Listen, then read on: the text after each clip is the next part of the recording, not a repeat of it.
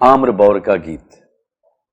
यह जो मैं कभी कभी चरम साक्षात्कार के क्षणों में बिल्कुल जड़ और निस्पंद हो जाती हूं, इसका मर्म तुम समझते क्यों नहीं सांवरे? तुम्हारी जन्म जन्मांतर की रहस्यमयी लीला की एकांत संगिनी मैं इन क्षणों में अकस्मात तुमसे पृथक नहीं हो जाती मेरे प्राण। तुम यह क्यों नहीं समझ पाते कि लाज सिर्फ जिस्म की नहीं होती, मन की भी होती है। एक मधुर भय, एक अनजाना संशय, एक आग्रह भरा गोपन, एक निर्व्याख्या वेदना उदासी, जो मुझे बार बार चरम सुख के क्षणों में भी अभिभूत कर लेती है। भय, संशय, गोपन, उदासी, ये सभी ढीठ चंचल सर चढ़ी सहेलियों की तरह मुझे घेर लेती हैं, और मैं कितना चाह कर भी तुम्हारे पास ठीक उसी समय नहीं पहुंच पाती जब आम्र मंजरियों के नीचे अपनी बांसुरी में मेरा नाम भरकर तुम बुलाते हो। उस दिन तुम उस बौर लदे आम की झुकी डालियों से टिके कितनी देर मुझे वंशी से टेरते रहे। ढलते सूरज की उदास कांपती किरणें तुम्हारे माथे के मोर पंखों से बेबस विदा मांगने लगी। मैं नहीं आई। गायें कुछ क्षण तुम्हें अपनी भोली आंखों से मुंह उठाए देखती रहीं, और फिर धीरे धीरे नंदगांव की पगडंडी पर बिना तुम्हारे अपने आप मुड़ गईं। मैं नहीं आई। यमुना के घाट पर मछुओं ने अपनी नावें बांध दी और कंधों पर पतवारे रख चले गए। मैं नहीं आई। तुमने वंशी होठों से हटा ली थी, और उदास मौन तुम आम्र वृक्ष की जटों से टिक कर बैठ गए थे, और बैठे रहे, बैठे रहे, बैठे रहे, और मैं नहीं आई, नहीं आई, नहीं आई। तुम अंत में उठे, एक झुकी डाल पर खिला एक बौर तुमने तोड़ा और धीरे धीरे चल दिए।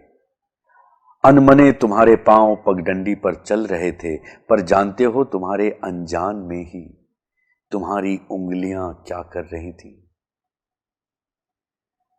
वे उस आम्र मंजरी को चूर चूर कर श्यामल वन घासों में बिखी उस मांग सी उजली पगडंडी पर बिखेर रही थी। यह तुमने क्या किया प्रिय? यह तुमने क्या किया प्रिय? क्या अपने अनजाने में ही उस आम के बौर से मेरी कुंवारी उजली पवित्र मांग भर रहे थे सांवरे?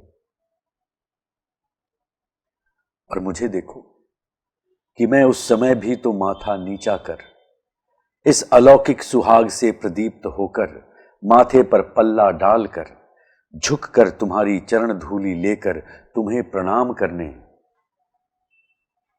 नहीं आई, नहीं आई, नहीं आई। पर मेरे प्राण, यह क्यों भूल जाते हो कि मैं वही बावली लड़की हूं ना, जो कदम्ब के नीचे बैठकर जब तुम पोई की जंगली लतरों के पते फलों को तोड़कर मसल कर उनकी लाली से मेरे पांवों को महावर रचने के लिए अपनी गोद में रखते हो, तो मैं लाज से धनुष की तरह दोहरी हो जाती हूं और अपने पांव पूरे बल से समेट कर खींच लेती हूं।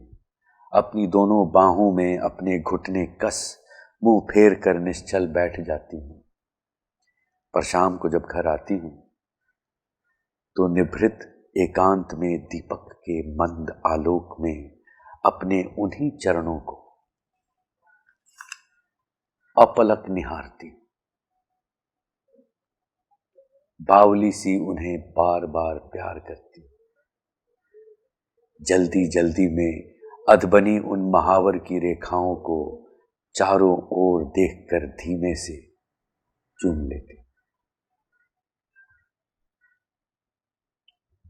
रात गहरा आई है और तुम चले गए हो। रात गहरा आई है और तुम चले गए हो, और मैं कितनी देर तक बांह से उसी आम्र डाली को घेरे चुपचाप रोती आई हूं, जिन पर टुककर उसी आम्र डाली को घेर कर चुपचाप रोती रही हूं, जिस पर टिक कर तुम मेरी प्रतीक्षा करते हो। और मैं लौट रही हूं हताश और निष्फल, और ये आम के बौर के कण कण मेरे पांव में बुरी तरह साल रहे हैं। पर तुम्हें यह कौन बताएगा सांवरे की देर ही में सही, पर मैं तुम्हारे पुकारने पर आ तो गई। और मांग सी उजली पगडंडी पर बिखरे ये मंजरी कण भी अगर मेरे चरणों में गड़ते हैं, तो इसीलिए ना कि कितना लंबा रास्ता कितनी जल्दी जल्दी पार कर मुझे आना पड़ा है, और कांटों और कांकरियों से मेरे पांव किस बुरी तरह घायल हो गए हैं। यह कैसे बताऊं तुम्हें कि चरम साक्षात्कार के ये अनूठे क्षण भी जो कभी कभी मेरे हाथ से छूट जाते हैं, तुम्हारी मर्म पुकार जो कभी कभी मैं नहीं सुन पाती, तुम्हारी भेंट का अर्थ जो नहीं समझ पाती, तो मेरे सांवरे लाज मन की भी तो होती है। एक अज्ञात भय, अपरिचित संशय, आग्रह भरा गोपन और सुख के क्षण।